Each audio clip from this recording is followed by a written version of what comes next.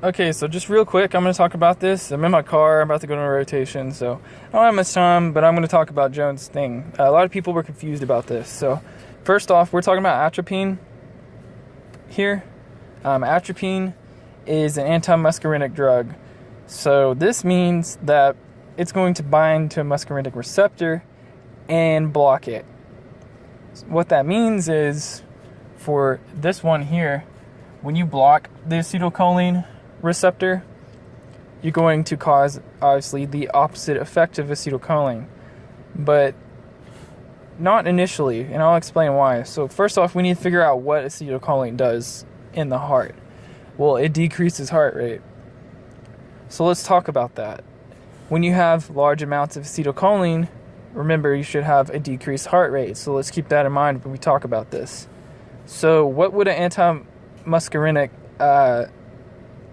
drug like atropine do in this case? Well, it's going to bind to a muscarinic receptor down here, but it's also going to bind to an autoreceptor. But at low doses, when you hit the autoreceptor, it's going to block it, obviously. But down here, you're more likely to have a lot of acetylcholine during that synaptic cleft in between the presynaptic neuron and the postsynaptic neuron, I guess you could say. So in between that cleft there should be a lot of acetylcholine normally. So that's actually going to compete out any kind of drug that's going to block the acetylcholine. So the acetylcholine will actually bind more often at low doses, is what I'm trying to say, just inherently. But also, keep in mind, the atropine will bind to an autoreceptor. When it binds to the autoreceptor, it inhibits inhibition, essentially. So you're blocking the inhibitor, which means you have an increased release of acetylcholine. So there's two things happening here. You're normally supposed to block the receptors down here on the next cell. I guess you could say the target cell. So this would be like a postganglionic, and this would be a target cell. Let's just say that for simplicity. So this would be postganglionic, and this would be target cell. So let's just say we're releasing acetylcholine normally. Well, we block the autoreceptor. Normally, acetylcholine would go up here and kind of turn itself off. Well, we're breaking the off switch, essentially, and it's stuck on. So it's turning on more. We're pumping out more acetylcholine here. And then we have more acetylcholine, so we're competing out the drug even more. That's why you get a dip here. Because when you give low doses of atropine, you're actually increasing the amount of acetylcholine coming out by pumping out more, which will decrease heart rate.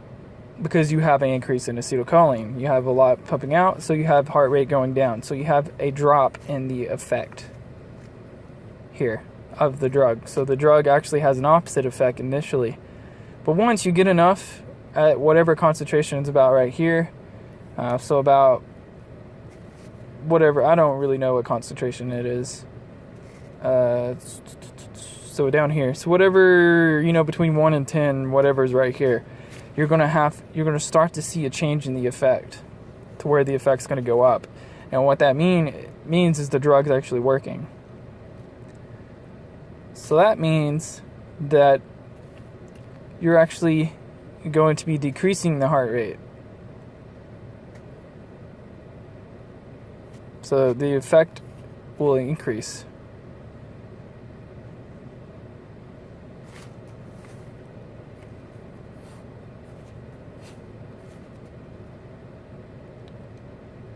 Yeah. So the acetylcholine is going to decrease the heart rate, but the drug itself wants to increase heart rate. So if I said that wrong in any way, I apologize. I'm going to say it right now. So basically, once you outcompete the acetylcholine with this drug, it's going to outcompete here at higher doses because you have more of the drug than you do acetylcholine at high doses. So you'll compete it out here, even though you're binding to the autoreceptor and increasing acetylcholine. At some point, the amount of drug that's just sitting out here is going to overcome this, and then you'll be able to block acetylcholine from binding whatsoever, no matter how much of an increase there is. because you can only pack so much into a vesicle, okay? So once you saturate a vesicle and you have a lot of drug out here at high doses, it doesn't matter how much you pack into a vesicle. You can have a full vesicle and release acetylcholine. That drug's still going to compete it out at a high dose. So that's essentially what this is going on and saying. So at high doses of atropine, you are blocking this effect and actually increasing heart rate as you fall it over. And you're also occupying more of the receptors with the drug. So this means it's competing out. So that's that. And that's why you got the dip. It's because autoreceptors are creating an increase in acetylcholine, which creates an opposite effect. Don't think of any kind of agonist, antagonist, all the wording she was saying. Be visual. Think of this.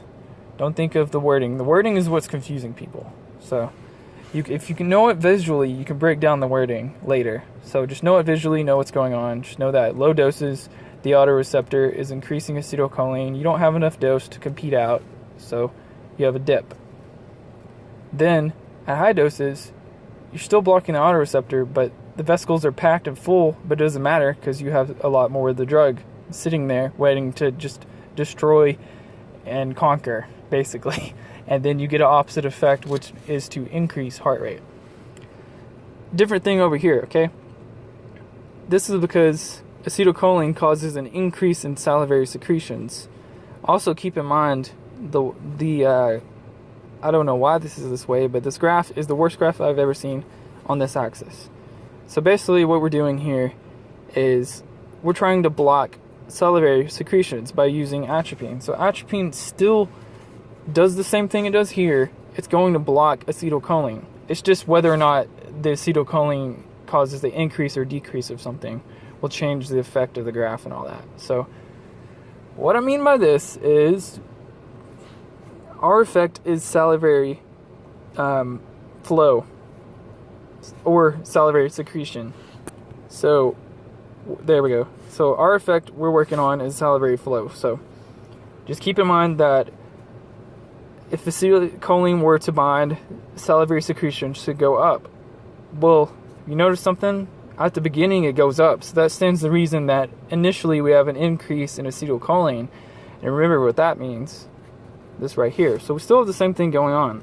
So atropine will bind to the autoreceptor at a low dose, and you have high amounts of acetylcholine getting pumped out because you're turning off the inhibitor. So you have an increased effect initially, and that increased effect is to increase salivary production. That's why you have an increase at first at low doses of atropine. But eventually the dose gets high enough to where you have the same thing going on right here, where the drug can outcompete that increase in acetylcholine, and it doesn't matter how much is packed inside of a vesicle like this, the drug will still combat the acetylcholine and have its inhibitory effect.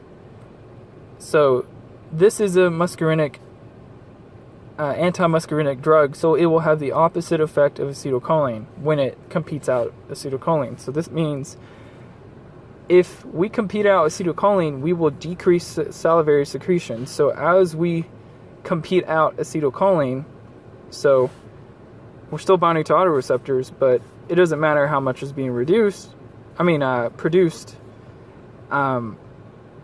The antimuscarinic drug will be in such high quantities right here that it will actually outcompete the maximum vesicle occupancy, I guess you could say, that can be out here too. So when you have more of the drug than there is a possible acetylcholine release, you actually block the effect. So that means as we increase the drug concentration here, we will be decreasing the effect of salivary secretion, occupying more of the receptors because it's from 0 to 100, so we're occupying more of the receptors. Even though it looks like we're going down, we're actually occupying more and decreasing the effect. So in this case, these atropine drugs block the parasympathetic effects of both these, and that's pretty much how it happens. It's mainly autoreceptors and competition that creates both of these curves. I hope that